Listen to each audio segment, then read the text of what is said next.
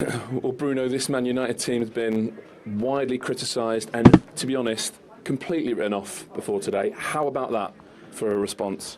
No, obviously criticised unfairly because the position in the table says it all. We lost too many points. Even today, we can't be happy with the draw because we need points more than they need, to be honest. And obviously, I think it's a really good result. We could have even won the game at the end.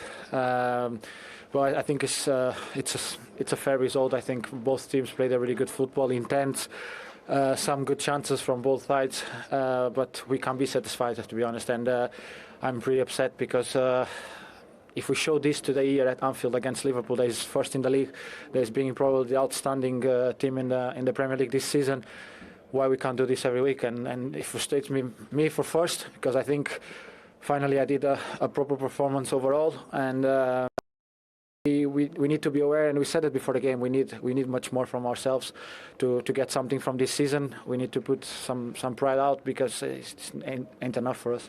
So, do you have an answer to your own question? Where has that been? No, it's been here. It's been here, but it's not coming through. Today it came, but we now need to look forward. We did 1 point. Obviously, being 2-1, then scoring. It's always good to get a point, but we need more. We need more, and now we have a FA Cup game against Arsenal. That's going to be really, really tough again. But we want to be in that final again, so we need to get this standard in every game. Like, I wasn't worried about everyone putting an effort today because it's Liverpool. Everyone's going to try to do their best. I will probably be more worried about Southampton after this performance that we think was already good enough and is not, because it's going to be a really tough one again. Yeah, and you said a proper performance from yourself. Have you been getting frustrated with your own levels then? Oh, I think when you get into games where you feel that you can, I think you always can do more. I come out of the games and it's not like today's also one of them where in the first half, probably in 3-4 moments where I'm driving the ball forward, I need probably to hold up a little bit more the ball instead of trying to go for 1-2, because we know how tough it is to play against Liverpool when they win the ball and they do a big transition, because they have really fast players and really good players on the ball in the midfield to drive the ball through.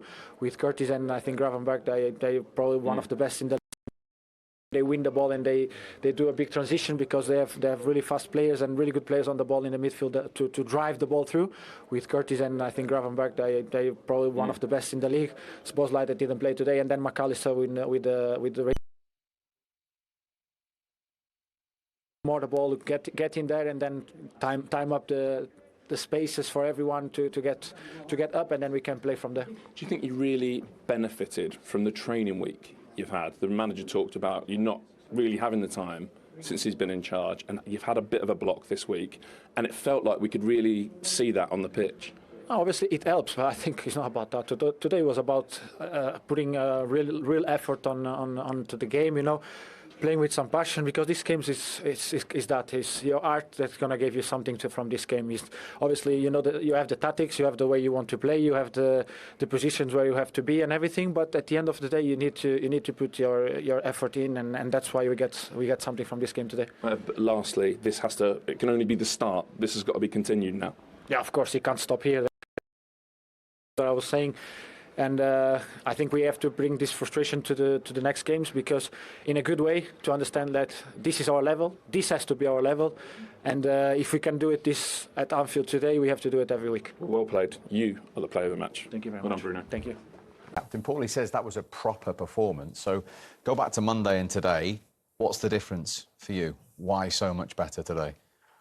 I think personnel makes a big difference. I think the middle of the pitch is always an important area. I'm not just saying because I played in there, but I always think it's the most important area of the pitch. And Monday obviously wasn't right. We knew before the game, looking at the team we picked, it was never going to cope with the energy of Newcastle.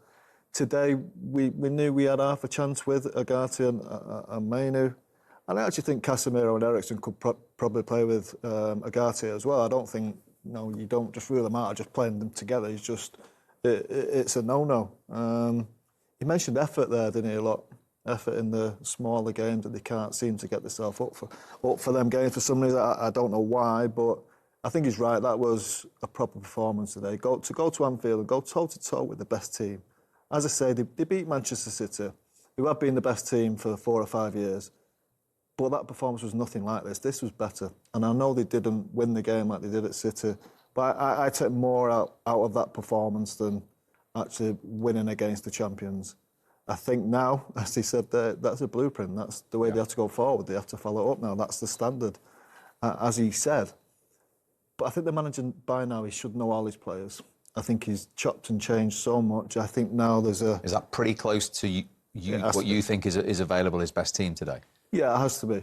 Who else can come into that? Luke Shaw, if he's possibly fit. Euro to right outside centre-half. Garnacho possibly, but not quite, I don't think. I don't think he gets into it. But so then, do you want to see him continue, fitness permitting, with that sort of 9 or 10 of that 11 we've seen today for a consistent period? If them 11 are fit, they have to play until players perform badly and they don't get into the team. Yeah, exactly. Now that is the standard that they've set. That's the standard that they've got to reach in games to come, and I don't see any reason why they can't do it. Yeah, I mean, games to come will be different. Of course, as Scholes mentioned, that's as good as it gets from an opponent's point of view. You're playing against one of the best teams in the world in Liverpool, in their backyard. That's as tough a test as it comes. Bruno Fernandes mentioned Southampton. When you're playing these teams, exactly, you're going to have much more of the ball this time. It's a totally different game to what it is today. Today is getting up against it, being brave, taking the ball, taking the sting out of the game. But the effort levels is what Paul's talking about, isn't it? That we haven't always seen in those Bournemouths at home when they've been losing, Wolves, etc. Yeah, it's dangerous to go down the effort route, I think. Quality of play, yes. He went down that route himself, didn't he? He did. He said we've got to keep team. We've got to keep those levels. But I never heard him say we don't try against other teams. It's. No, but I think he was hinting that Liverpool away, you're obviously up for it more than perhaps Southampton at home. It's a different game. I find it hard to believe that a team that have won nothing for a good while. Okay, they won a cup last year, but they're not a winning machine at the moment. I find it hard to believe that they can have their ups and downs in terms of, well, turn it on in this game and not in others. I think the opponent has a massive influence, not on how much you try, it's just the way the game unfolds and the demands of that game. But the quality and the personnel, as Paul says, that changes from game to game. And now they're playing Southampton next, let's say, or the next league game. That's a totally different kettle of fish to going away to Anfield. Now you're on the front foot. Now you've got to try to open a team up and maybe take risks and maybe leave holes in behind as well. So it's a different kettle of fish. But did anybody expect that level of performance from Manchester United? I'm not sure. Put that performance in context, Roy. Well, obviously a surprise to me. I said before the game, I just looked at the whole team. I looked at their performances recently, the lack of goals. You gave them no chance? Yeah, I did. So what was different? What Bruno just said there, they turned up. He said they showed a bit of passion. But obviously the argument to all of this stuff, and I don't want to take away from United today, is to do that in the other games. They've done it at City recently. You can't just pick and choose when you want to turn up for a game at Man United and have passion today, and it's typical questions asking a player after a match going, well, how come you can't do it week in, week out? He's just a player himself. But when you're a senior player, the key is to turn up for every game with that passion and that quality. And they showed the quality today. And I don't think anyone would have predicted Man United probably certainly scoring 2 goals today and nearly won it at the end. Liverpool had their chances, of course they did, and I'll take my hat off to United today. They showed a bit of passion, lots of quality, a bit of fight, and they kind of showed what playing for Man United is all about. But the key is, obviously, they've got to back it up. They've got to back it up. In the next week, obviously, the Arsenal in the Cup next, they've got to turn up with the same attitude, the same level of performance, the same fighting spirit, and then you've got a chance of winning matches. Do you think they surprised Liverpool with their level today? Yes, but when I listened to Arne Slot's interview before the game, he said they've got the players and they've got the talent in the squad, but the performances haven't, garnered the results. And today, I think they've shown their true colours, maybe in terms of the manager's system and how they played it, and they showed a lot of fight, they showed a lot of composure on the ball, and that's been lacking in recent weeks, of course. So I think they performed to a level where the manager can be proud, the players can be proud of themselves to say, look, like Bruno said in his interview, this is what we can be. But in turn, you have to do that every single week. You can't pick and choose against the bigger teams. You say, OK, all eyes are on us today, lads. We're going to perform and give our best games. But when you're playing against the lesser teams, when you're expected to get the results and you're expected to create things and they don't respect you or you don't respect them as much, that's when you've got to put those teams away. And United should come out with... I hope the message coming out from United over the next few days is also that, listen, we actually still have that belief. I know the manager spoke before the game about they're anxious and they're nervous, but the players have to come up with a message. We still believe we can turn in them type of performances. We have seen them before. The problem is they don't do it week in, week out. Far from it. They're very inconsistent. You should look at the league table and the goals against. It's so bad. It's unbelievable. But the players, you ask for honesty from your group of players, but I don't think this group of players are honest. Because if you're not putting in a performance week in, week out, there's something obviously amiss. But I think they have a chance in the next few days to also play it cool. Everyone will be criticising Liverpool now, but Liverpool also, no need to panic from Liverpool's point of view. It's another point, it's another game, and listen, they could have won it themselves.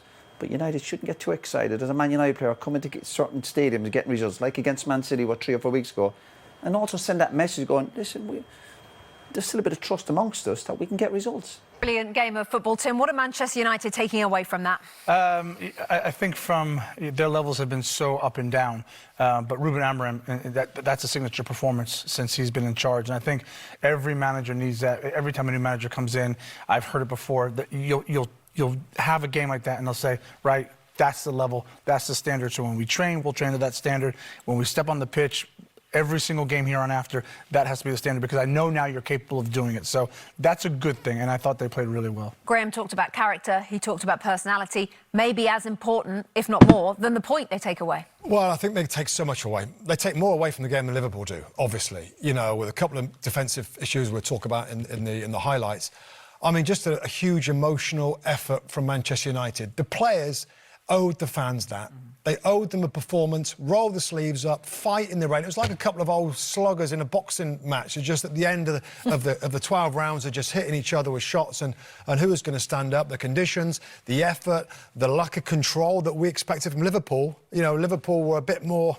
I don't know, it felt a bit more kind of like Klopp, Liverpool, second half. They had to be fair, and they stepped up and they turned up the heat in the second half, but then they lost a little bit of control, and Man United still had the energy to almost win it at the end there. That was just a great advert. It's one of that old cliche, great advert for English football. What will Liverpool learn?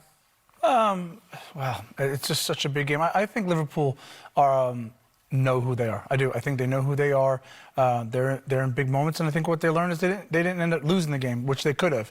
And I think if they're going to go on and win the Premier League, they're going to have to fight in games like this and not lose them, and they did that today. But again, lesson learned. They got opened up a lot, Liverpool. If there's one thing that we've talked about as a potential wrinkle, is defensively. And United could have had 4, really. So that's maybe what they learn and take from the game, that defensively they've got to get back to being really tight. OK.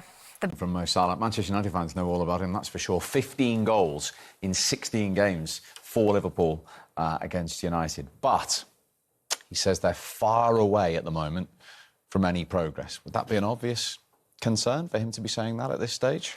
I think it's a concern, but obviously the good thing is that only if... And that just shows to me, which I've always thought, is that there's a desire from both parts to do something here.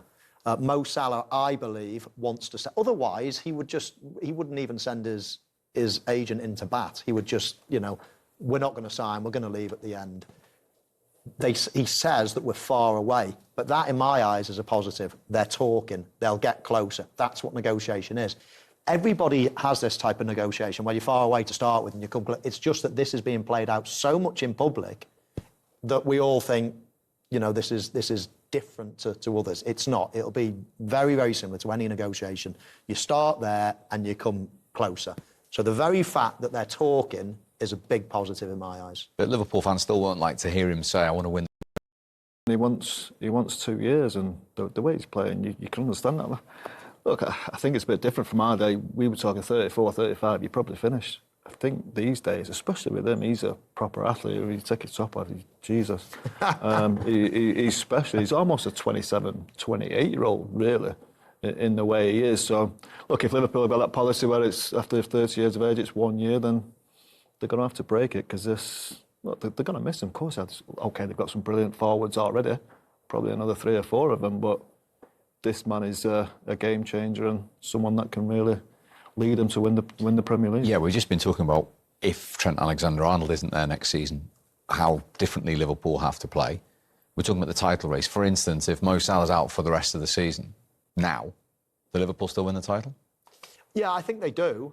Personally, I think Trent Alexander-Arnold is going to go and Mo Salah and Virgil van Dijk are going to stay. That's my feeling right at the outset, and that continues to be my feeling now. Would you settle for that now? Yes. Yes, because I think it's pretty likely now that Trent's going to go. So to get... Why do you say that? Because he...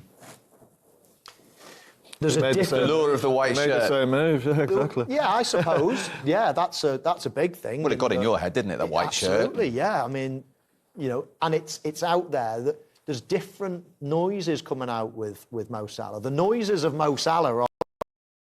Madrid officially came in for him the other day, and there's no talk of, oh, no, he's asking for this, and if he doesn't get it, then he's going to... There's none of that talk. What do you think it's he should very do? different. Trent. What would you advise him to do if you were his brother? I think it's so personal preference. One thing I do believe is that if he goes, he should absolutely still be thought of in a great way. This is...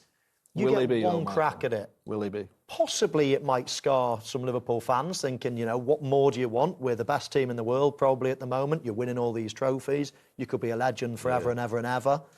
But then again, and I'm sure that's eating at him a little bit, but also that white shirt, a new country. I mean, if you retire, it's a different experience, you know, it is an incredible thing to do. It's a very as Michael said there a minute ago, Liverpool are probably the best team in Europe now. Certainly the best team in the Premier League. They're probably better than Real Madrid. But you sense, Paul, that this is a once-in-a-lifetime opportunity for Trent Alexander, because Real Madrid will sign a right-back, won't they? Whether it's him or somebody else. They will, yeah, because Danny Carvalho's, 33 years of age. So if he doesn't go now, that opportunity might not be there. I think he will go, but as I said, as Michael said there, it's a very tough decision because he's at a club now who are brilliant. Could he play in possibly a better team than this? I don't think Real Madrid are better than him at this point. But for the next 10 years, Real Madrid probably will be. The last thing on it, the hard thing is that it's not that he's going to be, 100%, I don't like me. It'll tear him apart. But if he's 51% yes, 49% no, people have got to forgive him that and think, do you know what? You know, good luck to you. You did amazing at Liverpool. Go and enjoy the rest of your career. I must say, he looks like a Real Madrid player. It does, yeah. Imagine how good he is. That's a mischievous comment from a former Manchester United player. No goals then in that first half at Anfield between Liverpool and Manchester United. Paul, Ruben Amorim talked about staying in the game. They've done a little bit more than that, haven't they, Manchester United?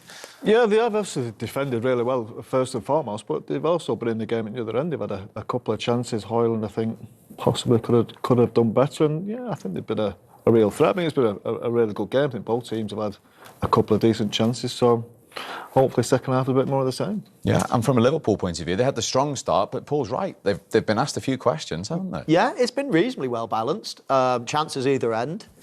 A little bit bitty for the first 10 minutes, a couple of injuries and whatever, and nobody could get into their flow. But in general, we thought Manchester United would play deep, sit deep and counter-attack. They've done that, but they've actually offered something going forward, which you always need to do. So it has been a good game. Could have gone either way so far. Nicely poised. But it's not been like a shut-up shop type of 0-0. It's been, you know, reasonably, not open, but there's been chances. They certainly have. So let's deal with Liverpool's first of all. They've had 2 or 3. Cody Gakpo very early on. Yeah. Should he score here? Yes, this is a big chance. He does everything right. His choice of finish is right. He could go with his left foot. But he's basically, if you go for the dink, you've got a full goal to aim at. All you have to do is lift it, and then it's a full goal. So, you know, to miss the target from 6 yards out, that's a big chance. This is a really good chance, but I think when the ball is coming over your shoulder like this, you can't really pull it into the far corner. You normally miss kick it and it goes high and into the near top corner. But as it happens, he actually strikes it really well, and it's just a good save. I don't blame him for for that at all. It was a good run. This is a great strike. I like it when Gravenberch drives forward. He's got that in his locker, hasn't he? And just needs a little bit of fade on that. We were talking before the game, me and Paul, about how to fade a ball. He just needed a little bit of advice from Scholes on that one. And before the game as well, we were talking about when United get opportunities, try and take them at Anfield. Ahmad had the first. Could he have done anything different in front of the Kop here, Paul? Yeah, I'm not sure. Could he have gone across Robertson? I think he could possibly there. And then if he does that, that makes Darlow pass the ball on the floor. I think he had to lift it because if it's on the floor, I think Robertson cuts out with the run he made. He does get a little bit past it, doesn't he? He can't quite shape his body back to get it on target. And look, it's a little bit unlucky. He's just there a little bit too soon. But anything different than just run across that front post, get in front of your man. I think Ireland's been a threat to Canate, sleep him. What can he do differently there? Can he whip it into that top corner? I think there Michael will tell you better than I will, but I think you keep that low. I think everything low's got a chance. It can dribble into that far corner, it can go through the keeper's legs. It lacked conviction for me. It was more of just a kick at the goalkeeper. He's not got many options. You can't dink, you can't go around the goalkeeper. He's obviously on his left foot, so the spin is going away. If he goes into this far top corner, it's hard because the ball is always going away. It's going too close to the goalkeeper. I personally think through the goalkeeper's legs or near top corner, high and near post or low and through the legs. And as you see there, Alisson almost lifts his left leg as he's about to strike it. The nutmegs was on. The nutmegs was on there. I think it was low and hard, as Scholes said. He does nothing in the end, does he? Just safe. Safe, yeah. Is that the man who just scored twice all season as well? Yeah, exactly. This is high-end stuff. I've said to you before, Steve. Hitting the target is not in your dictionary as a centre forward. This is high-end stuff. You've got to find corners. You've got to be brave. You've got to go through the legs, find a top corner. Just being safe and hitting it into Alisson. He's going to play percentages and make himself big. Not good enough. Look, I know it's only half-time, and Liverpool traditionally have got a great record in the second half of games, but from United's point of view, is that a small step forward in terms of feeding belief that they can get something here, that first half? Yeah, look, I was really happy with that performance. OK, Liverpool could have scored, of course they could, but United could have scored too. I just think there's a better athleticism about the team. We go back to Monday night again. You felt beforehand that it wasn't the right team. You felt it was going to get beat. This team looks better. There's a better shape to it. There's better players, I think, on the football pitch. There's that core of the team that you think they can handle the ball. Mainoo's been a little bit sloppy at times in possession, but they'll handle the ball. They'll take the ball. I think Fernandes has been good. And more of the same second half. If they get them chances, though, they're going to have to take them.